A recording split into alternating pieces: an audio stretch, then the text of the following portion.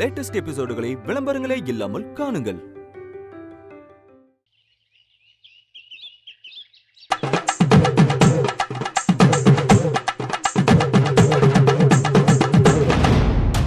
அந்த பூசாரி மித்ரா கிட்ட என்ன சொன்னார்னு கேட்டீங்கல்ல? அந்த மித்ரா எந்த தடையும் இல்லாம சாமிய கருவறைக்கு கொண்டு வந்து சேர்த்தாதான் அவ உத்தமியா, இல்லனா அவகிட்ட ஏதோ குறை இருக்குன்னு அர்த்தமா. இது உண்மையோ பொய்யோ அது நமக்கு தேவையில்லை. அந்த மித்ரா தலையில ஏற போற சாமி கோயிலுக்கு வந்து சேரக்கூடாது. பாதி வழியிலேயே அவ தலையில இருந்து சாமி தரையில இறங்கிடணும். நான் என்ன பண்ணணும் மேடம்? சொல்லுங்க மேடம்.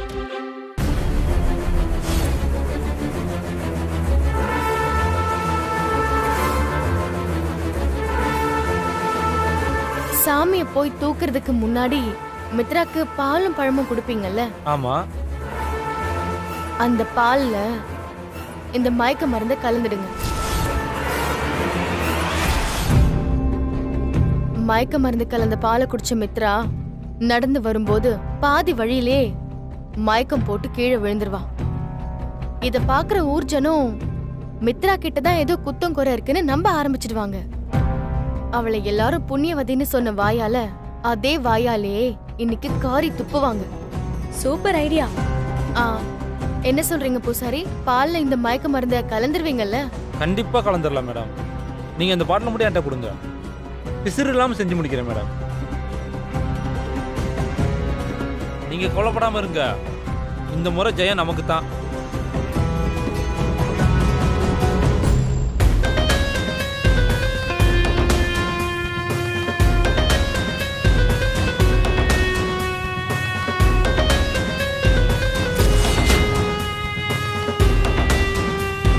மேடம், மாஸ்டர் பிளானா இருக்கு.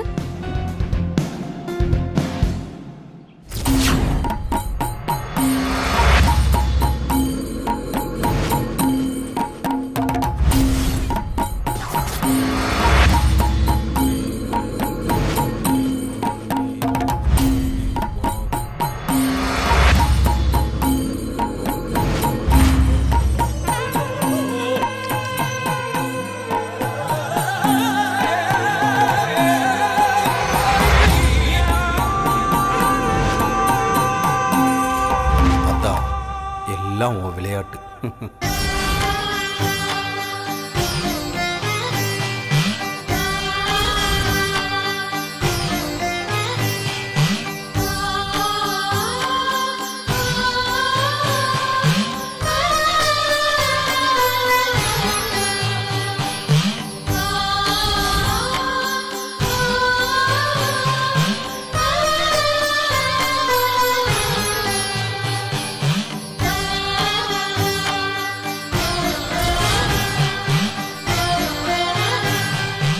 தாம்பழத்தை இப்படி கொடுத்துட்டு இதை கொண்டு போய் அங்கே வச்சிரு. பாலும் பழமும் எடுத்துட்டு வா. சரிங்க சாமி.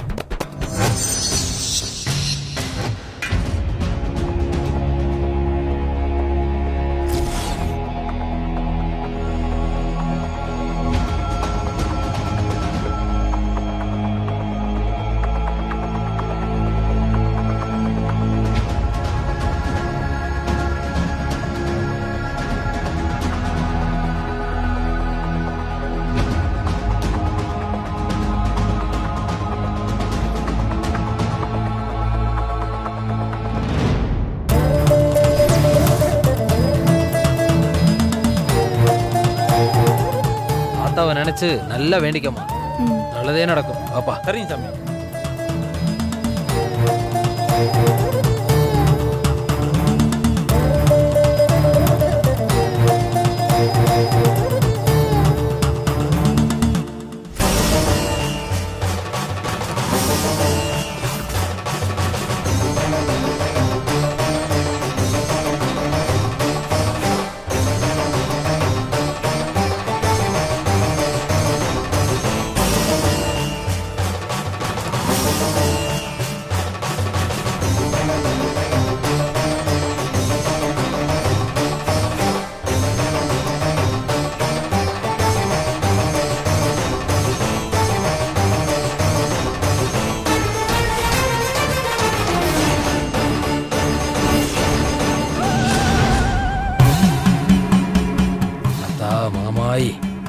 எடுத்து வச்சு வா தாயி,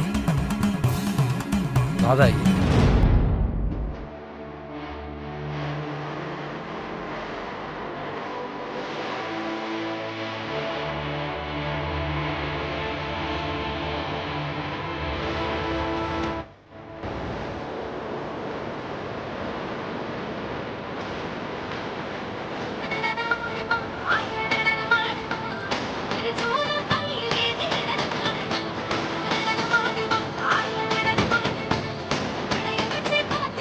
என்ன மயக்கமா வருது?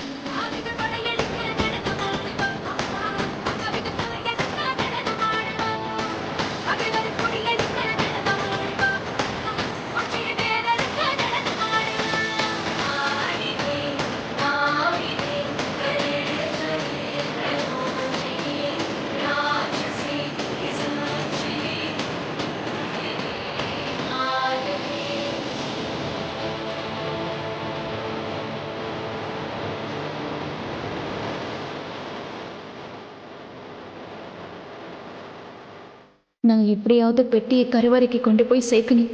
அதான் அதுக்கு நீதான் எனக்கு துணை நிற்கணும்.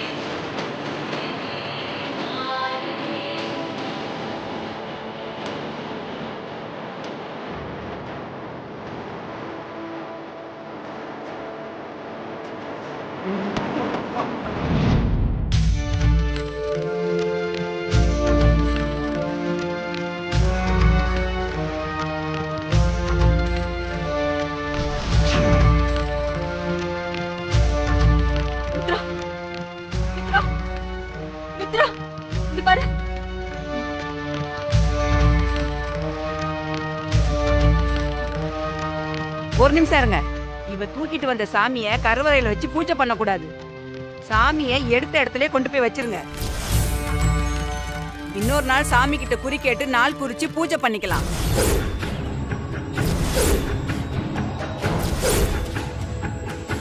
என்னமா பேசுற? சாமி தான் எந்த தங்கும் தடையும் இல்லாம கோவிலுக்குள்ள வந்துருச்சுல, அதுக்கப்புறம் எதுக்கு குத்தம் வர சொல்ற? நான் குத்தம் குறையெல்லாம் சொல்லலைங்க, சாமி சொல்லுது. மயங்காம வரணும்னு சொன்னீங்க.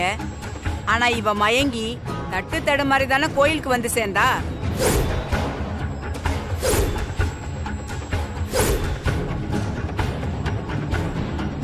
நாங்களும் இங்கதான் இருக்கோம். உனக்கு மட்டும் எப்படி சாமி வந்து சொன்னுச்சு? சாமி வாயை திறந்து சொல்லாது. நடக்கிற சம்பவத்தை வச்சு சாமி என்ன சொல்லுதுன்னு நாம தான் புரிஞ்சுக்கணும்.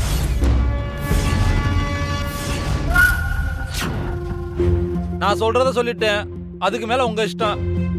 நாளைக்கு ஊருக்கு ஒரு அழிவு வந்தா அதுக்கு நான் பொறுப்பு இல்ல, அப்படித்தான் நான் சொல்லுவேன்.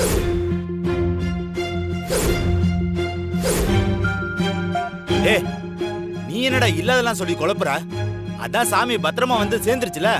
இங்க பாரு, நான்லாம் சின்ன வயசுல இருந்து இந்த பூஜையை பார்த்துக்கிட்டு இருக்கேன். 20-30 வருஷமா நடத்திக்கிட்டு இருக்கோம். எங்களுக்கு தெரியாதா? இல்லாத பொல்லாதெல்லாம் சொல்லி பயமுடுத்துற. தேவையில்லாம பேசி குழப்பிட்டு இருக்காத. உன் வேலையை மட்டும் பாரு, அவ்வளவுதான். மத்ததெல்லாம் நாங்க பாத்துக்கிறோம். நீ ஓரமா நின்னு வேடிக்கை பாடுறா. அவர் சொன்னது என்னங்க தப்பு? அவர் என்ன அவர் புள்ள குட்டிக்கு அவர் சொல்றாரு? நம்ம ஊர் நல்லதுக்காக தானே சொல்றாரு.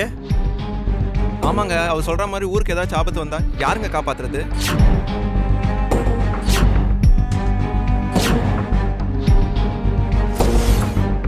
ஏமா, சாமி தூக்கும் போது பூசாரி உங்ககிட்ட என்னமா சொன்னாரு?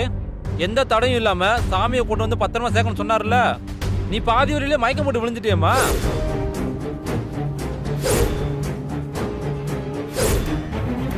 இப்ப சாமி குத்தமாயி போச்சு, என்ன பண்றது?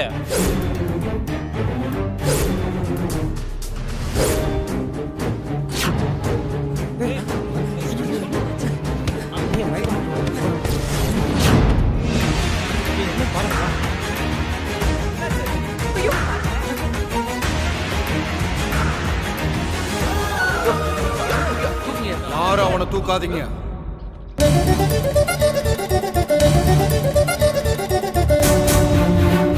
அவன் பாவம் பண்ணினவன். அவனுக்கு அந்த ஆத்தாவே தண்டனை கொடுத்துருக்கு.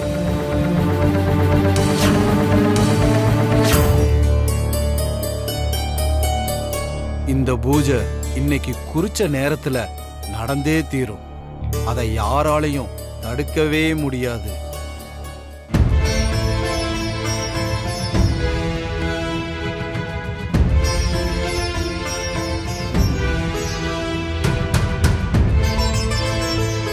பூசாரி, நீங்க போய் பூஜையை ஆரம்பிங்க. இது ஆத்தாவுடைய வாக்கு. எல்லாரும் என்ன மன்னிச்சிருங்க. அம்மா நீ என்ன மன்னிச்சிருமா.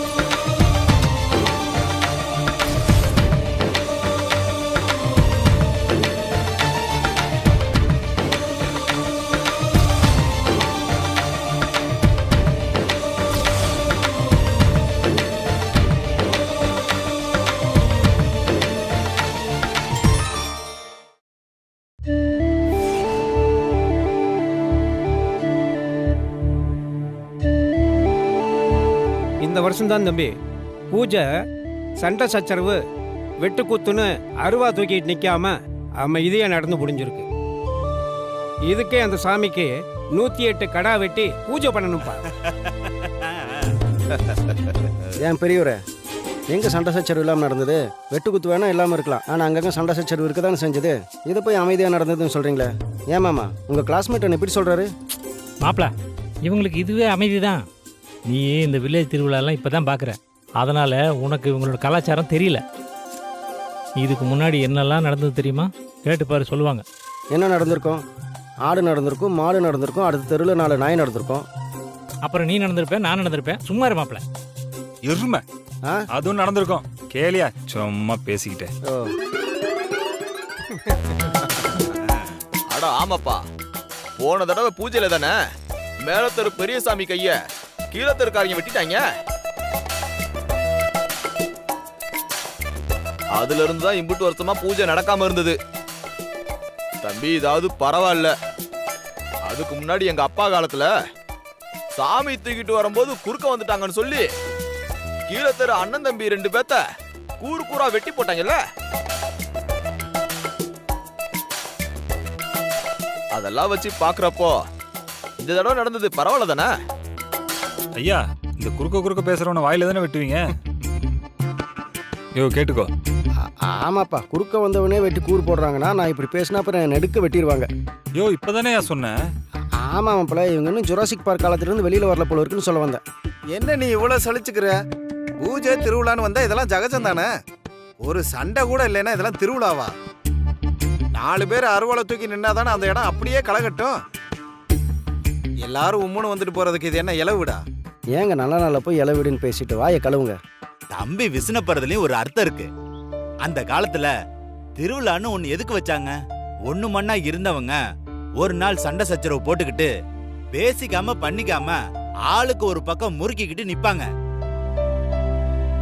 அவங்க பழசெல்லாம் மறந்துட்டு பழையபடி சிரிச்சு பேசிக்கிட்டு கொடுத்து வாங்கிக்கிட்டு கூத்து கும்மாளமமா வாழணும்னு தான் சாமி பேரை சொல்லி திருவிழா கொடைன்னு வச்சாங்க. ஆனா இப்ப அப்படியா இருக்கு? மனசுக்குள்ளேயே ஒருத்தனுக்கு ஒருத்தன் விரோதத்தை வளர்த்துக்கிட்டு எப்படா திருவிழா வரும், பம்பளுத்து கைகால வாங்கலாம்னு எதிர்பார்த்துக்கிட்டு இருக்கானுங்க. என்ன பண்ண சொல்றீங்க? காலம் கலிகாலம் அப்படித்தானே இருக்குது. என்ன தம்பி இது? நானும் வந்ததுல இருந்து ரொம்ப நேரமா கவனிச்சுக்கிட்டு இருக்கேன். இந்த பேண்ட் கிழிஞ்சிருக்கு, அதை நீங்க கவனிக்காம போட்டிருக்கீங்களோ? அது ஃபேஷனுங்க. ஓ அப்படிங்க. நாய் கடிச்சு புடுங்கிடுச்சு நினைச்சீங்களா? தம்பி, ஊருக்கு கிளம்புறதுக்கு டைம் ஆயிடுச்சு. போய் உங்களோட லக்கேஜ் எல்லாம் எடுத்து வைங்க. வினய், உன்னையும் தான் சொல்றேன். மித்ரா ரெடி ஆயிட்டாளான்னு போய் பாரு. ம் என்னப்பா, ஊருக்கு ரெடியாக தான் இருப்பா. கிளம்பிட்டா? இருங்க நான் போய் கூட்டிட்டு வரேன். சீக்கிரம் போ. இது வந்துடுறேன். போய் பாரு. இருங்க தாத்தா, இது வந்துடுறேன். சரிப்பா. வா மாப்பிள்ள, நம்மளும் கிளம்புவோம்.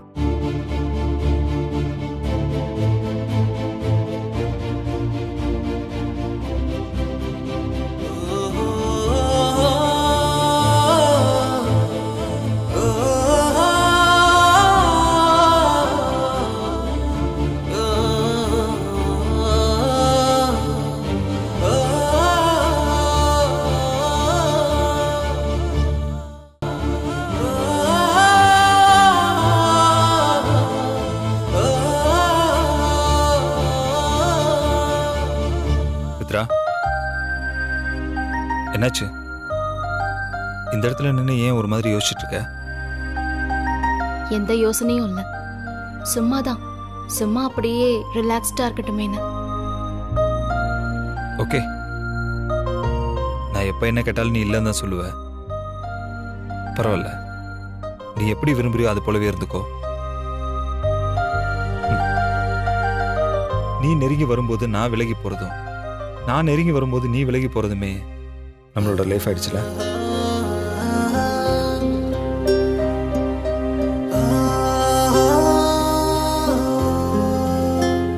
நான் வெக்கத்தை விட்டு சொல்றேன் மித்ரா, நான் பண்ணது எல்லாமே மன்னிக்க முடியாத தப்பு தான். அதுக்கு நீ என்ன தண்டனை வேணாலும் கொடு, அதை ஏத்துக்க நான் தயாரா இருக்கேன்.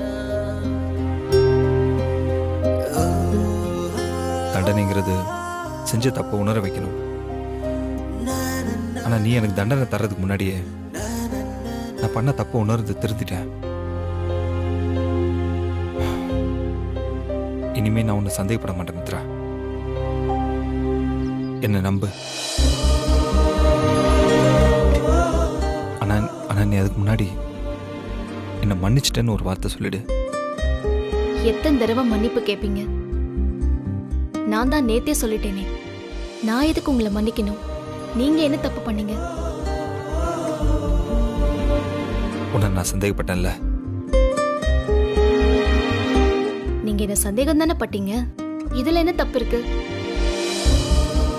அந்த நிலைமையில யாரா இருந்தாலும் அப்படிதான் பண்ணிருப்பாங்க.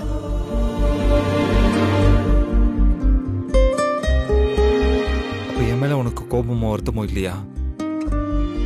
இல்ல. தேங்க்ஸ் மித்ரா. நான் வேற உன்னை டார்ச்சர் பண்ணதெல்லாம் இன்னும் நினைச்சிட்டு இருக்கேன்னு நினைச்சிட்டேன். அந்த டிஎன்ஏ டெஸ்ட் கேட்டதெல்லாம் எவ்வளவு பெரிய முட்டாள்தனம். அத நான் இன்னும் மறக்கல வினய். வினய், நீங்க சந்தேகப்பட்ட அத்தனையும் நான் நிரூபிச்சிட்டேன், டிஎன்ஏ டெஸ்ட் தவிர. நீங்க கேட்ட மாதிரி அதையும் எடுத்து நான் தப்பு பண்ணலன்னு நிரூபிச்சிட்டா உங்களுக்கு இன்னும் என் மேல நம்பிக்கை கூடிடும்ல? என்ன மித்ரா பேசுற? அதெல்லாம் வேண்டாம். இல்ல வினய், சந்தேகம்னு வந்துட்டா அதை முழுசா கிளியர் பண்ணிடணும். அதுதான் ரெண்டு பேருக்கும் நல்லது. இல்ல மித்ரா, இனிமே அதெல்லாம் தேவையில்ல. உன் மேல எனக்கு நம்பிக்கை இருக்கு. இனிமே நம்ம ரெண்டு பேருக்கு இடையில யார் என்ன வந்து சொன்னாலும் உன்னை நான் சந்தேகப்படவே மாட்டேன். இப்ப அப்படிதான் சொல்லுவீங்க. இன்னும் ஒரு வாரமோ ஒரு மாசமோ ஆச்சுன்னா என்ன பேசுவீங்கன்னு யாருக்கு தெரியும்? ஒருவேளை பிறக்க போற குழந்தை உங்க ஜாடையில இல்லாம ஏன் ஜாடையில இருந்துட்டா அப்ப என்ன பண்றது? இல்ல, இப்பவே அந்த சந்தேகத்தையும் டிஎன்ஏ டெஸ்ட் எடுத்து சரி பண்றதுதான் நல்லது. ஊருக்கு போனதும் முதல் வேலையே டிஎன்ஏ டெஸ்ட் எடுக்கிறதான்.